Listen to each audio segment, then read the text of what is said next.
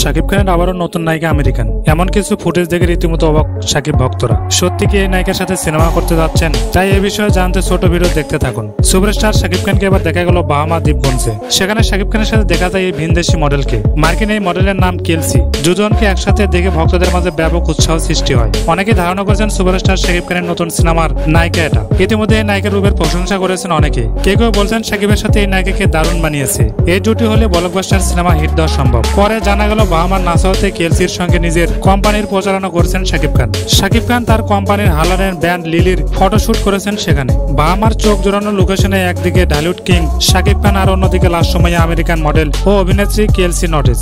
দারুণ লেগেছে তাদের। শুধু তাই নয়, এটা বড় একটা ধামাকা হয়ে আসবে আমাদের মাঝে। সো বন্ধুরা, আপনি যদি শাকিব খানকে ভালোবেসে থাকেন, চ্যানেল সাবস্ক্রাইব করতে একদম ভুলবেন না।